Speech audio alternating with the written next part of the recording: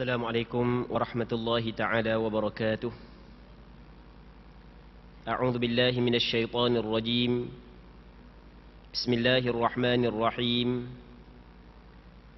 الحمد لله رب العالمين، والصلاة والسلام على أشرف الأنبياء والمرسلين سيدنا محمد وعلى آله وصحبه أجمعين. اللهم رب اشرح لي صدري ويسر لي أمري واحلل عقدة من لساني يفقه قولي، ولا حول ولا قوة إلا بالله العلي العظيم. اللهم انفعنا بما علمتنا وعلمنا ما ينفعنا وعلمنا ما جهلنا وذكرنا ما نسينا. اللهم يسر ولا تعسر، رب تمم بالخير. اللهم افتح علينا فتوح العارفين، وفقنا توفيق الصالحين. اللهم لا سهل إلا ما جعلته سهلا وأنت تجعل الحزن إذا شئت سهلا. InsyaAllah kita sambung balik pengajian kitab Bulughul Maram yang dikarang oleh Al-Imam Al-Hafidh Ibnu Hajar Al-Asqalani rahimahullahu subhanahu wa ta'ala, wa nafa'ana Allahu bi'ulumihi fid darain amin. Katanya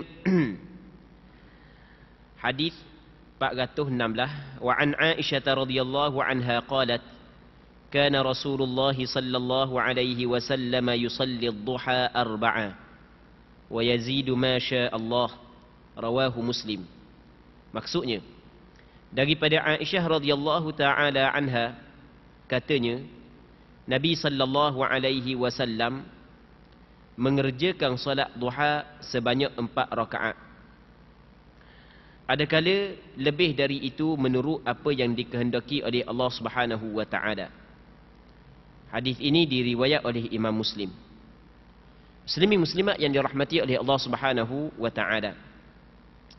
Dalam hadis ni Aisyah radhiyallahu taala anha menceritakan bahawasanya Rasulullah sembahyang sunat yang dinamakan sebagai sembahyang sunat duha sebanyak 4 rakaat, dan kadang-kadang Rasulullah sembahyang lebih daripada 4 rakaat. Maka berdasarkan kepada hadis ini dan beberapa hadis yang lain, ulama fiqh mengatakan antara sembahyang sunatnya adalah sembahyang sunat yang dilakukan di waktu duha. Sembahyang sunat duha, permulaan waktunya adalah setelah daripada keluar matahari dan matahari naik segala tinggi sikit matahari, maka masuk waktu duha. Manakala penghujung waktu sembahyang sunat duha apabila gelincir matahari, maksudnya apabila masuk waktu zuhur. Muslimin muslimat yang dirahmati oleh Allah Subhanahu wa taala. Seterusnya katanya, walahu anha annaha su'ilat hal kana Rasulullah sallallahu alaihi wasallam yusalli ad-duha qalat la illa an yaji'a min maghibih. Maksudnya, dan dalam riwayat Imam Muslim juga daripada Aisyah radhiyallahu taala anha, bahawa pernah Aisyah ditanya, adakah dulu Nabi sallallahu alaihi wasallam mengerjakan sembahyang sunat duha? Lalu Aisyah menjawab, tidak, kecuali bila baginda baru tiba dari bepergiannya. Jadi Rasulullah tidak sembahyang sunat duha, melainkan Nabi sallallahu alaihi wasallam balik daripada bermusafir. Jadi kalau Rasulullah balik daripada musafir, biasanya Rasulullah dia akan masuk ke Madinah siang hari sampai pagi, maka Rasulullah sembahyang dulu sunat di waktu duha. Nanti kita akan hurah, kita baca satu hadis lagi. Tak ada dah.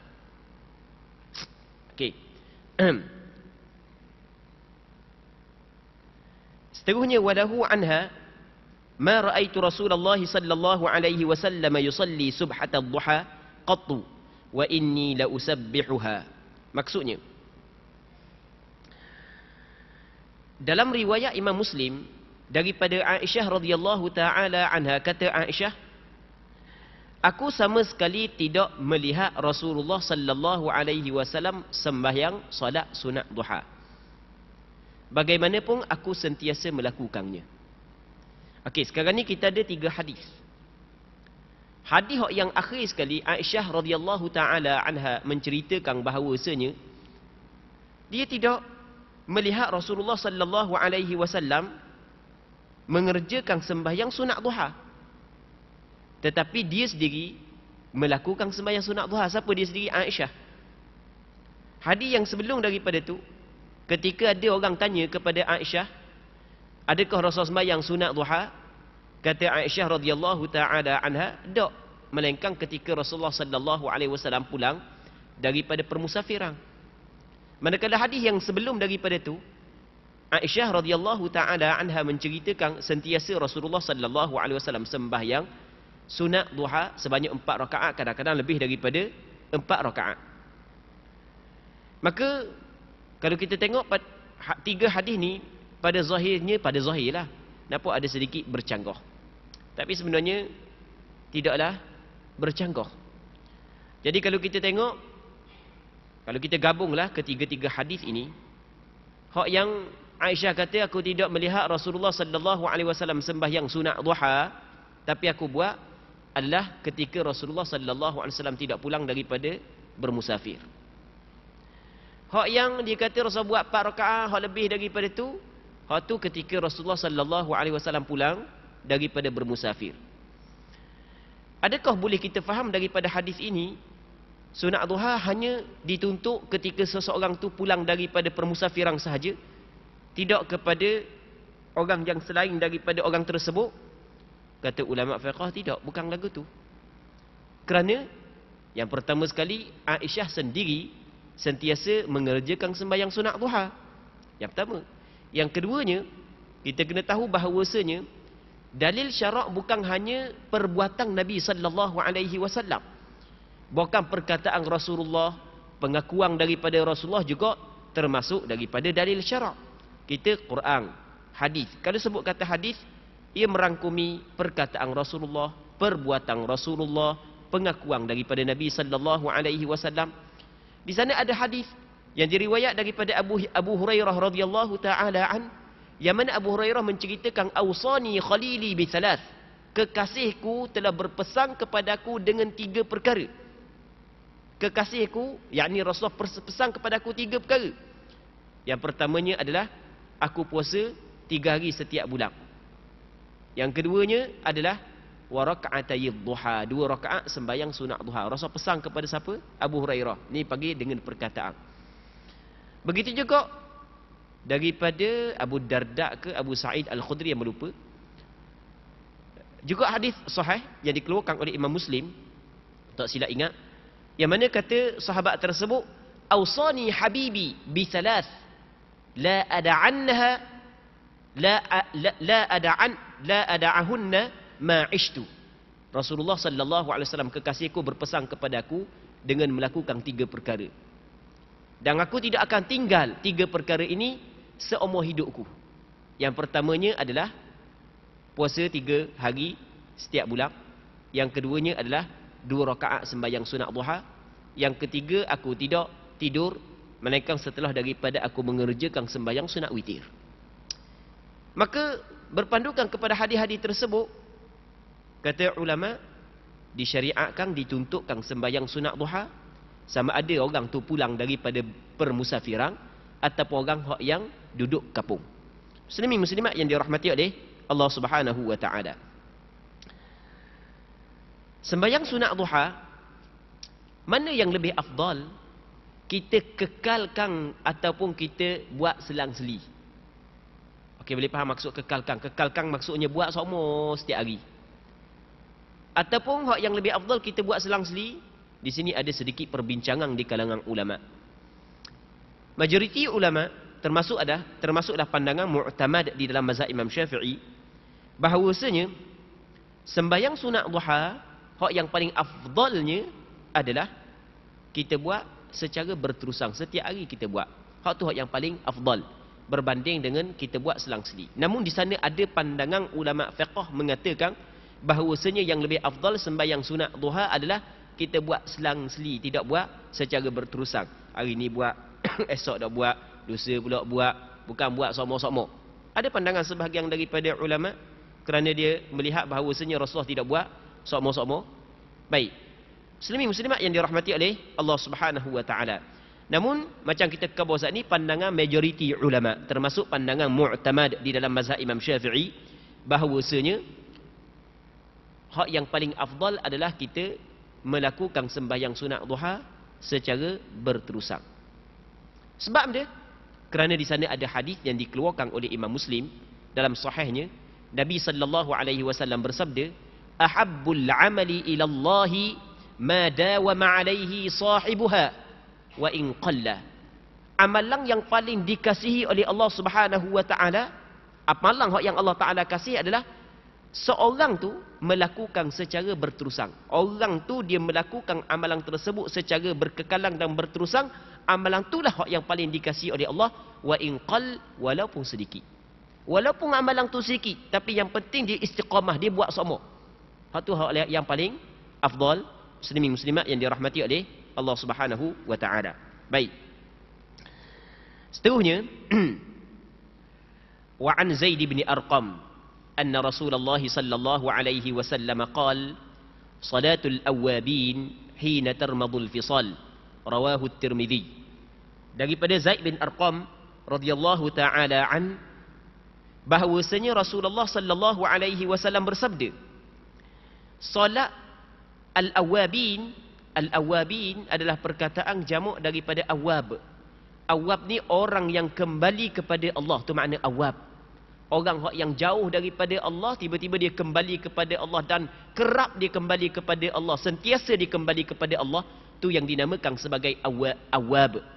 Sembahyang golongan tersebut, kata Rasulullah sallallahu alaihi wasallam, ialah di saat anak unta mulai merasa kepanasan. Sembahyang al-awabin adalah ketika anak unta mula merasai kepanasan. Okey, kita kena cerita dulu. Anak unta mula merasai kepanasan guana. Unta tempat kita tak ada. Okey, dia ada di tanah harak, sebahagian daripada tanah harak dah. Bukan semua tanah harak ada. Okey. Kalau di Mekah ada. Biasa dulu kalau orang pergi ziarah luar Mekah kan, pergi ziarah kat ladang unta dulu. Lah ni dah kan. Lah ni usah kata nak pergi ziarah ladang unta, nak pergi Mekah pula boleh lah ni. Okey. Jadi dia apabila matahari naik, dia tanah tu dia akan jadi panas. Tambah-tambah kalau musim panas kan, tanah jadi panas. Jadi anak unta ni hak yang kecil, dia kaki dia tidaklah setebal mak dia. Dia apabila naik dalam pukul 10 lebih, tinggi, matahari tinggi dah, tak sampai tapal lagi pun. Maka dia dah sedap dah nak duduk. Dia bangun dah, bangun akak kaki kanan, akak kaki kiri sebab rasa kepanasan dah. Dia duduk dah atas tanah sebab panas. Jadi ketika itulah salatul awabin, sembahyang orang yang banyak kembali kepada Allah. Maka kata ulama berpandukan kepada hadis ini bahawasanya waktu yang paling afdal kita sembahyang sunat duha adalah ketika matahari tinggi. Lebih kurang dalam pukul 10 lebih. Lebih kurang gitulah. Hak tu hak yang paling afdal kita sembahyang sunat duha. Kerana Rasulullah sebut dalam hadis ini, sembahyang al-awabin adalah ketika anak unta terasa dah kepanasan. Jadi kalau bor dalam pukul 7.30 lagi, 7.30 tak ada, anak unta dah rasa kepanasan lagi. Kalau bor setakat pukul 7.30 di tempat kita lah. Jadi kita kata dalam pukul 10 ataupun 10.30, itu hak yang paling afdal kita sembahyang sunat duha. Okey. Jadi sekarang ni waktu sembahyang sunat duha adalah setelah matahari naik, itu permulaan, manakala penghujungnya adalah masuk waktu zuhur. Di mana sahaja hak yang kita buat di dalam waktu tersebut, maka sudah memadai. Namun waktu hak yang paling afdal kita sembahyang sunat duha adalah ketika matahari terik, panas terik dah. Ketika tu hak yang paling afdal sekali berpandukan kepada hadis ini. Muslimin muslimat yang dirahmati oleh Allah Subhanahu wa taala. Dan daripada hadis ini juga sebahagian daripada ulama fiqh meletakkan nama sembahyang sunat duha sebagai sembahyang sunat al-awabin. Sembahyang sunat duha dia panggil juga sembahyang sunat al-awabin. Kerana Rasulullah sebut lagu tu dalam hadis. Salatul awabin hina tarmadul fisal, kata Rasulullah sallallahu alaihi wasallam. Jadi kalau orang kata sembahyang sunat awabin, jadi kita orang yang belajar, kita fahamlah, iaitu sembahyang sunat duha. Cuma di sana dalam kitab fiqh dia ada selagi sembahyang sunat al-awabin, iaitu sembahyang sunat yang dilakukan di antara maghrib dan isyak. Jadi bermakna sembahyang sunat al-awabin dia ada dua. Yang pertamanya hak yang dilakukan pada siang hari, yang keduanya hak yang dilakukan pada malam hari. Sembahyang al-awabin, solat sunat al-awabin, hak yang disebut dalam kitab fiqh, hak yang dilakukan pada malam hari adalah sembahyang sunat yang dilakukan di antara maghrib dengan isyak. Manakala sembahyang sunat al-awabin yang dilakukan siang hari adalah sembahyang sunat duha. Baik. Okey, jadi sembahyang sunat duha pun boleh panggil, sembahyang sunat al-awabin pun boleh panggil. Lepas tu ada lagi nama dia, sembahyang sunat isyraq, menurut pandangan majoriti ulama. Jadi minggu lepas kita cerita dah. Kita ada cerita pada penghujung lah, pada penghujung kuliah kita cerita secara ringkas berkenaan dengan sembahyang sunat isyraq. Isyraq ni asal makna benda isyraq, matahari naik. Jadi ulama berbeza pandangan sebenarnya dalam menetapkan hukum sembahyang sunat isyraq. Adakah sembahyang sunat isyraq adalah sembahyang sunat yang selain daripada sembahyang sunat duha, ataupun sembahyang sunat isyraq adalah sama dengan sembahyang sunat duha? Di sini ulama berbeza pandangan. Sebahagian daripada ulama tafsir ketika dia menafsirkan ayat yusabbihna bil ashiyyi wal isyraq, mereka itu bertasbih, yakni melakukan sembahyang di waktu petang dan di waktu keluar matahari. Sebahagian daripada ulama tafsir menyebut bahawasanya sembahyang al-isyraq di sini adalah sembahyang sunat duha. Dan sebenarnya ini adalah pandangan majoriti ulama fiqh. Jadi sembahyang sunat isyraq bukanlah sembahyang sunat yang asing daripada sembahyang sunat duha. Ia juga dinamakan sembahyang sunat duha, dinamakan sembahyang sunat isyraq. Okey. Jadi bermakna sembahyang sunat duha mengikut pandangan sebahagian besar ulama, dia ada tiga nama. Sembahyang sunat duha kerana dilakukan dalam waktu tersebut, dilakukan dalam waktu duha. Sembahyang sunat al-awabin kerana Rasulullah sebut salatul awabin hina tarmadul fisal.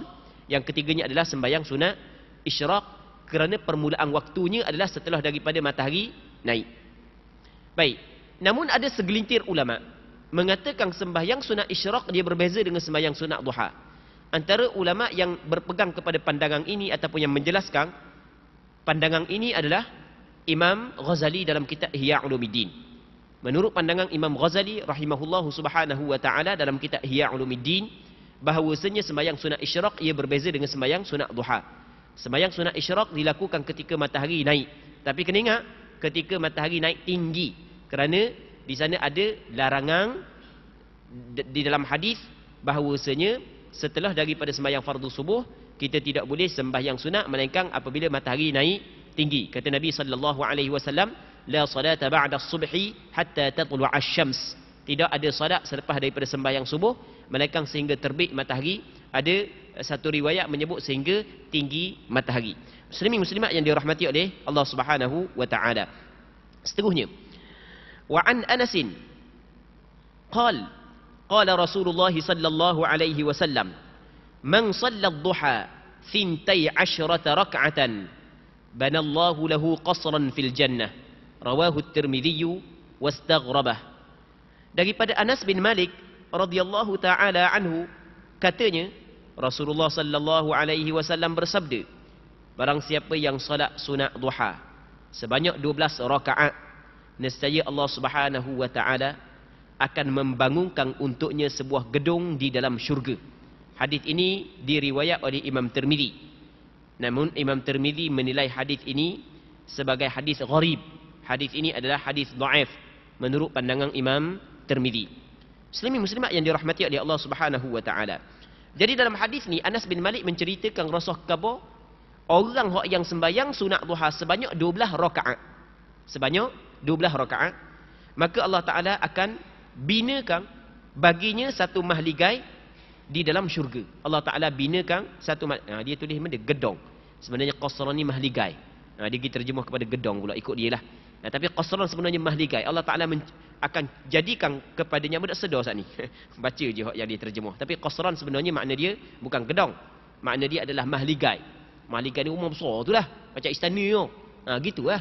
Allah Ta'ala akan bina kepada dia satu mahligai di dalam syurga Allah Subhanahu wa Ta'ala. Okey. Jadi bermakna hadis ni menceritakan kelebihan sembahyang sunat duha. Ketika orang tu melakukan bilangan rakaat yang tertentu, iaitu sebanyak 12 rakaat. Yang pertama. Yang keduanya, sebahagian daripada ulama mengambil daripada hadis ini bahawasanya sebanyak-banyak bilangan rakaat sembahyang sunat duha adalah 12 rakaat. Sebanyak-banyak sembahyang sunat duha adalah 12 rakaat. Namun ni bukan pandangan mu'tamad di dalam mazhab Imam Syafi'i. Walaupun ada sebahagian daripada ulama mazhab Imam Syafi'i berpegang kepada pandangan ini. Pandangan mu'tamad dalam mazhab Imam Syafi'i sebanyak-banyak sembahyang sunat duha adalah 8 rakaat. Berpandukan kepada hadis yang diriwayat oleh kakak Sayyidina Ali, Allah Rabbi yang melupa nama dia, pada tahun Fatuh Makkah. Ada lepas daripada ni? Mungkin ada lepas daripada ni, insya-Allah. Okey, nanti kita tengok depan takut ada. Yang mana ketika rasanya nama dia Ummu Hani, tak silap ingat, baru mari, tak silap ingat dah. Jadi ketika tahun Fathu Makkah, Rasulullah sallallahu alaihi wasallam masuk Makkah, maka Rasulullah sallallahu alaihi wasallam sembahyang sebanyak 8 rakaat di rumah Ummu Hani. Tak silap ingat, nama dia Ummu Hani. Jadi majoriti ulama ataupun pandangan mu'tamad di dalam mazhab Imam Syafi'i dia mengatakan bahawasanya sebanyak-banyak sembahyang sunat duha adalah 8 rakaat. Jadi bilangan rakaat sembahyang sunat duha sekurang-kurangnya adalah 2 rakaat. Itu berlaku kesepakatan tanpa ada khilaf. Sekurang-kurang sembahyang sunat duha adalah 2 rakaat. Hal tu tidak ada khilaf. Manakala sebanyak-banyak sunat duha berapa rakaat? Sini berlaku khilaf. Ada kata 8 dan ada kata 12. Baik, hak yang kata 12 ni hadis ni ya. Cuma hadis ni Imam Tirmizi sendiri menilai sebagai hadis dhaif. Namun masih lagi ada sebahagian daripada ulama mengatakan hadis ini walaupun hak ni dhaif tetapi dia mempunyai syawahid, dia mempunyai penyokong. Yang mana kerana ada penyokong maka hadis ini jadi kuat, boleh dijadikan hujjah. Baik, maka sebahagian daripada ulama melihat kepada hadis ini ada penyokong daripada hadis-hadis yang lain, ada penguat dia daripada hadis-hadis yang lain, maka hadis ini boleh dijadikan sandaran. Baik, muslimin muslimat yang dirahmati oleh Allah Subhanahu wa Ta'ala. Seterusnya, wa an Aisyah radhiyallahu anha qalat dakhala an-nabiy sallallahu alaihi wasallam baiti fa shalla ad-duha 8 raka'at. Maksudnya rawahu Ibnu Hibban fi sahihi. Disebutkan daripada Aisyah radhiyallahu taala anha, katanya Rasulullah sallallahu alaihi wasallam masuk ke dalam rumahku lalu solat duha 8 rakaat. Hadis ini diriwayat oleh Imam Ibnu Hibban di dalam kitab sahihnya. Muslimin muslimat yang dirahmati oleh Allah Subhanahu wa taala, hadis yang Rasulullah sallallahu alaihi wasallam sembahyang sunat duha sebanyak 8 rakaat pada tahun Fathu Makkah tidak disebut di sini. Cuma hadis yang Aisyah kata 8 rakaat ni ada sebahagian daripada ulama hadis menilai hadis ini sebagai hadis dhaif. Hadis yang sahihnya adalah Rasulullah sembahyang di rumah Ummu Hani sebanyak 8 rakaat. Jadi kesimpulan, sebelum daripada kita masuk dalam bab baru, sembahyang sunat duha muslimin muslimat yang dirahmati oleh Allah Subhanahu wa taala, hukum dia adalah sunat. Hukum dia adalah sunat. Orang yang tidak sembahyang sunat duha dia tidak makruh. Dia bukan perkara sunat kalau kita tinggal semuanya makruh, bukan. Dia ada benda sunat kalau kita tinggal makruh, ada benda sunat kalau kita tinggal tidak makruh. Antara sembahyang sunat ataupun benda sunat yang kalau ditinggalkan tidak makruh adalah sembahyang sunat duha. Tapi ada juga sembahyang sunat kalau kita tinggal hukum dia makruh. Ada. Muslimin muslimat yang dirahmati oleh Allah Subhanahu wa taala. Sebagai contoh, sembahyang sunat kalau kita tinggal hukum dia makruh adalah sembahyang sunat tahiyatul masjid. Hukum sembahyang sunat tahiyatul masjid adalah sunat. Tetapi makruh orang yang masuk dalam masjid tanpa ada sebarang keuzuran, dia tidak sembahyang sunat duha. Sunat duha pula. Sunat tahiyatul masjid. Ini tukar abah sekali. Sekali lagi.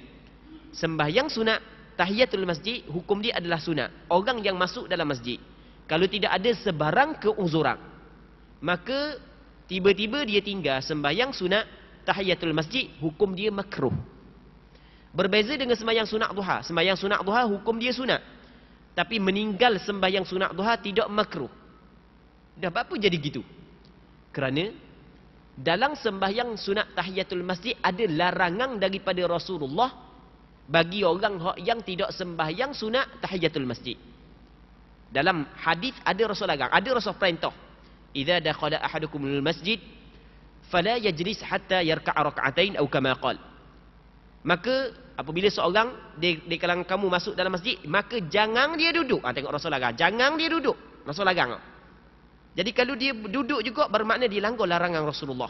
Jadi bermakna dia telah melakukan perkara yang makruh. Jadi dalam sembahyang sunat tahiyatul masjid ada perkataan larangan daripada Nabi sallallahu alaihi wasallam orang yang tidak sembahyang sunat tahiyatul masjid kalau tidak ada apa-apa keuzuran, maka sebab itulah kata ulama meninggal sembahyang sunat tahiyatul masjid hukum dia makruh. Tetapi dalam sembahyang sunat duha tidak ada larangan. Walaupun hukum dia sunat, oleh kerana tidak ada larangan meninggal, maka tidak makruh tinggal sembahyang sunat duha. Okey, itu yang pertama. Yang kedua, waktu sembahyang sunat duha, ni kesimpulan daripada apa yang kita bincang, adalah di antara matahari naik segala hingga masuk waktu zuhur. Apabila gelincir matahari itu penghujung dia. Di mana saja tempat kita sembahyang memadai. Cuma hak yang paling afdal adalah kita sembahyang ketika matahari naik tinggi dah, panas terik dah. Hak tu hak yang paling afdal. Manakala bilangan sembahyang sunat duha adalah sekurang-kurang sebanyak 2 rakaat, hak tu sepakat ulama. Manakala sebanyak-banyaknya adalah 8 rakaat menurut pandangan mu'tamad dalam mazhab Imam Syafi'i, ataupun 12 rakaat menurut pandangan sebahagian daripada ulama yang lain. Muslimin muslimat yang dirahmati oleh Allah Subhanahu wa taala.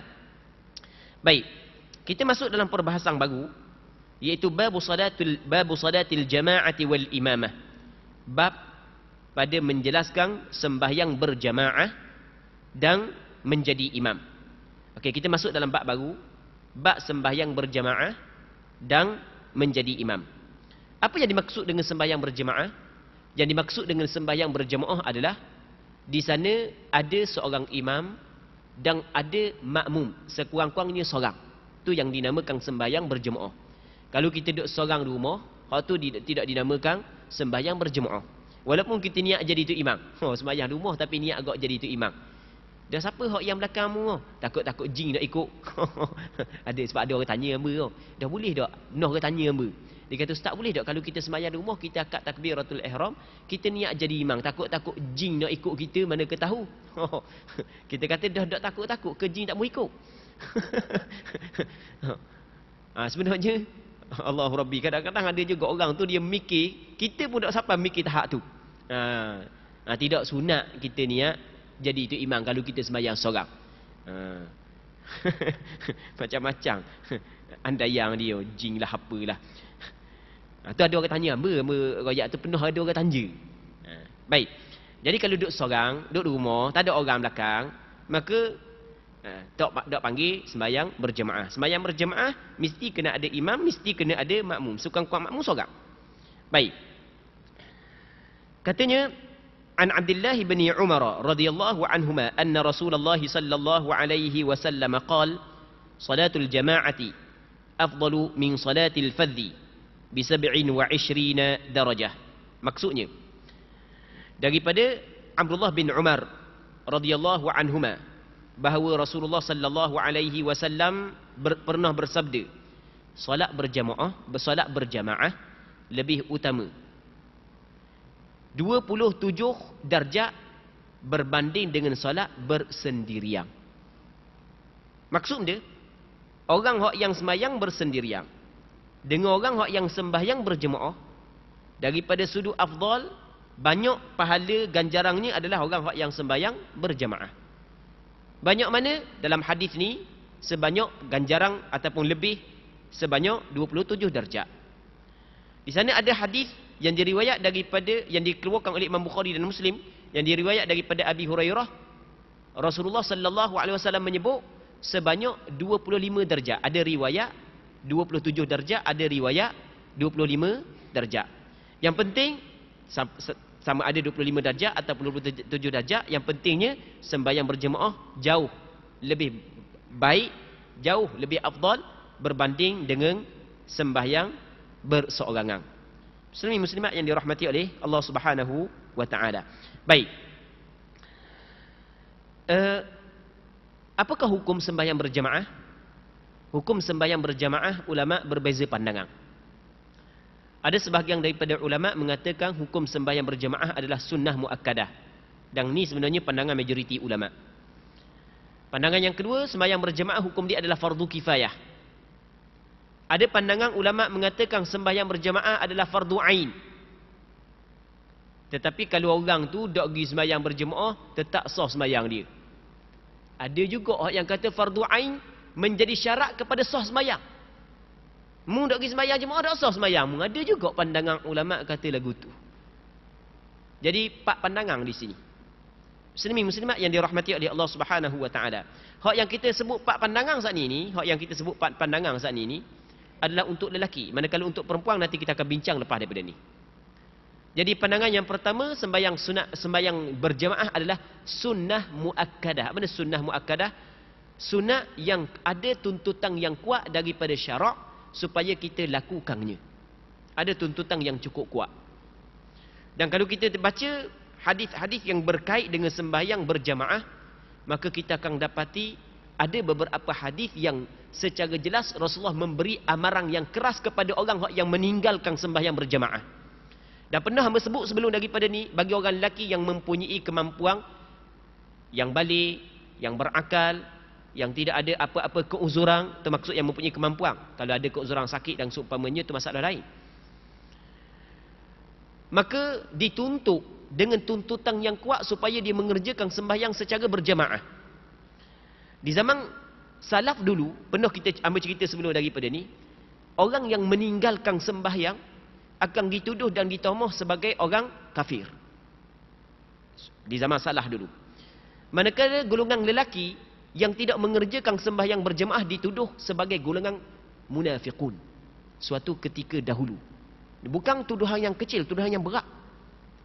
Kerana sifat orang munafik yang susah nak bagi sembahyang jemaah. Sebab orang munafik wala yadhkurunallaha illa qalila. Mereka itu tidak menyebut Allah melainkan sikit. Jadi malah nak bagi sembahyang jemaah dulu. Zaman kita ni mungkin berbeza aku. Dulu kalau orang dok sembahyang dituduh sebagai orang kafir. Manakala orang yang tidak sembahyang jemaah ni untuk orang lelaki dituduh sebagai golongan munafiqun. Kerana golongan munafiqun lah yang payah untuk beribadat kepada Allah Subhanahu wa taala. Sama ada kafir ataupun golongan munafiqun, kedua-dua ni adalah perkara yang cukup bahaya. Muslimin muslimat yang dirahmati oleh Allah Subhanahu wa taala. Jadi sebab itulah kita orang lelaki yang tidak ada keuzuran, maka kita kena tekadkan untuk kita nak jaga sembahyang berjamaah. Muslimin muslimat yang dirahmati oleh Allah Subhanahu wa taala. Sembahyang jemaah besar ganjaran dia. Sehingga kan ada hak yang kata 25 darjat, ada hak yang kata 27 darjat. 25 darjat, 27 darjat ni berbezalah daripada seorang kepada seorang yang lain. Orang hak yang lebih sempurna jemaah dia dapat 27, kalau tak sempurna mana dapat 25. Tu maksud dia. Muslimin muslimat yang dirahmati oleh Allah Subhanahu wa taala. Adakah nak dapat 27 dengan 25 ni disyaratkan dia saat itu sembahyang di masjid ataupun tidak disyaratkan? Ni ada juga orang kata ni. Dia kata kalau kita nak dapat pahala 27 atau 25 ni mesti kena sembahyang jemaah di masjid. Kalau sembahyang berjemaah di tempat lain, maka tidak boleh ganjaran 27 dan 25. Baik. Kalau kita tengok kepada hadis Nabi sallallahu alaihi wasallam, Rasulullah tidak mengikatkan kelebihan gandaan ganjaran bagi orang yang sembahyang berjemaah di masjid ataupun bukan di masjid. Rasul tak ada. Rasul kata lagu mana? Salatul jama'ati afdalu min salatil fadhi bi 27 darajah. Sekadar tu je. Sembahyang berjemaah lebih afdal daripada sembahyang seorang diri, lebih afdal daripada 27 darjat. Rasul tak kata apa di masjid ke ataupun tidak di masjid. Maka apabila Rasul kata secara umum, secara mutlak tanpa dikaitkan dengan masjid, maka secara zahirnya sembahyang berjemaah yang dilakukan walaupun bukan di masjid, di surau, di rumah, tetap mendapat kelebihan gandaan 27 darjat. Itu kita kena faham. Okey, itu yang pertama. Cuma kita kena ingat, walaupun sembahyang berjemaah pada tempat yang selain daripada masjid, dapat juga gandaan tersebut, tapi hak yang paling comelnya, hak yang paling afdalnya adalah kita sembahyang berjemaah di masjid. Kerana sembahyang jemaah yang dilakukan oleh Rasulullah kebanyakan dia di masjid. Tapi bukan semua sembahyang jemaah yang dilakukan oleh Rasulullah dalam masjid, bukan. Ada sembahyang jemaah yang dilakukan oleh Rasulullah di luar masjid. Ketika Rasulullah bermusafir, ketika Rasulullah pergi perang, maka dalam perjalanan Rasulullah sembahyang berjemaah. Bahkan dalam peperangan sekalipun Rasulullah sembahyang berjemaah, yang mana sembahyang tersebut tidak dilakukan dalam masjid. Tetapi kebanyakan sembahyang Rasulullah adalah di dalam masjid. Dan di sana ada tuntutan yang jelas daripada hadis yang mana kata Nabi sallallahu alaihi wasallam, ayuhan nas sallu fi buyutikum, wahai manusia, mu kena sembahyang di rumah-rumah kamu. Fa inna afdalas salati salatul mar'i fi baitih, sesungguhnya sembahyang hak yang paling afdal adalah seseorang itu sembahyang dalam rumahnya, illal maktubah, malaikat sembahyang fardu, hak yang paling afdal dia sembahyang di masjid. Okey, jadi sekali lagi kesimpulan daripada hadis ni ataupun apa hak yang kita sebut Allah sekali saat ni, gandaan orang hak yang sembahyang berjemaah 27, 25 ni bukan khusus bagi orang hak yang sembahyang berjemaah di masjid. Asal kata dia sembahyang jemaah, ada gandaannya. Cuma hak yang paling afdal adalah sembahyang di masjid. Hak tu kita kena faham. Hak yang paling afdal kita sembahyang di masjid. Katanya wa an Abi Hurairah radhiyallahu anhu. Okey, ni masalah orang lelaki. Tadi kita cerita orang lelaki kan, sebelum kita baca kita kena sebut sekali lagi sebab kita nak cerita tentang orang puang pula. Adakah orang puang ketika dia sembahyang berjamaah, pahala dia digandakan sebagaimana pahala orang lelaki sembahyang berjamaah? Okey, soalan sekali lagi ya. Saat ni kita cerita orang lelaki orang puang, dia mari sembahyang berjamaah di masjid ke, di surau ke, dak kira lah di mana musalla ke. Adakah dia mendapat gandaan pahala sebanyak 27 atau 25 sebagaimana orang lelaki dapat? Di sini ulama fiqh berbeza pandangan. Ada ulama fiqh kata hak yang kata gandaan sani hanya khusus untuk lelaki, tidak untuk perempuan. Okey, itu pandangan sebahagian daripada ulama fiqh. Dah sebab benda khusus untuk lelaki? Kerana di sana ada riwayat yang mana Nabi sallallahu alaihi wasallam menyebut secara jelas benda ni untuk lelaki. Kata Rasulullah sallallahu alaihi wasallam, tafdulu salatul jami' salatar rajuli wahdahu 25 darajah. Sembahyang secara berjemaah lebih daripada sembahyang seorang lelaki. Rasul sebut lelaki. Jadi dia apabila Rasul sebut lelaki, maka benda ni khusus untuk lelaki. Okey, itu yang pertama. Yang keduanya, kata ulama, hak ni khusus untuk lelaki kerana hak yang paling afdal bagi perempuan bukan sembahyang di masjid. Hak yang paling afdal perempuan sembahyang di rumah. Hak tu kita bincang dah sebelum daripada ni. Tahun lepas dah rasanya. Tapi tahun lepas pun kita baru masuk kan. Kita pernah bincang. Di sana ada hadis Nabi sallallahu alaihi wasallam kata, la tamna'u ima Allah. Bukan. Kata Rasulullah sallallahu alaihi wasallam, betul. Dalam hadis yang diriwayatkan oleh Imam Abu Daud, kata Rasulullah, la tamna'u ima Allah masajid Allah. Mu jangan tegah, mu jangan halang hamba-hamba perempuan Allah daripada mendatangi masjid Allah. Tapi dalam masa yang sama, wa buyutuhunna khairul lahun. Tetapi rumah mereka itu adalah lebih baik bagi mereka itu. Wahai orang lelaki, mung tok lelaki ke, mung ayah ke, kalau anak puan mung, kalau bini mung nak pergi masjid, mung jangan halang. Beri dia pergi. Tak boleh mu halang, salah mu halang. Tetapi dia kena ingat, orang puan kena ingat hak yang paling afdal di sembahyang di rumah. Maka menurut pandangan sebahagian daripada ulama, bahawasanya gandaan bagi orang hak yang sembahyang berjemaah ni hanya untuk lelaki saja, tidak untuk perempuan. Okey, itu pandangan sebahagian ulama. Namun sebahagian yang lain berpandangan bahawasanya gandaan di sini bukan untuk lelaki, bahkan juga untuk perempuan. Jadi masalah perempuan boleh gandaan sama atau tidak, di sini berlaku perselisihan di kalangan ulama. Jadi hak yang sebenarnya Allah lebih mengetahui. Jadi orang puan dia tunggulah ganjaran di negeri akhirat. Insya-Allah ada ganjaran dia. Insya-Allah dia kena tunggu di akhirat. Kita datang dunia ni ulama tengok kepada zahir dalil sahaja.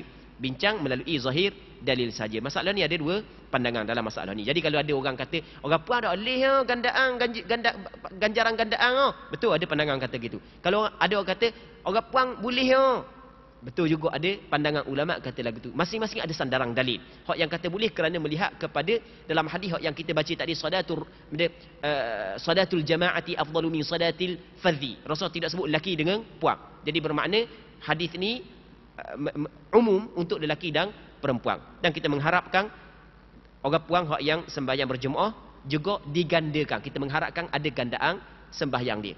Tetapi hakikatnya hak tu serah kepada Allah Subhanahu Wa Taala.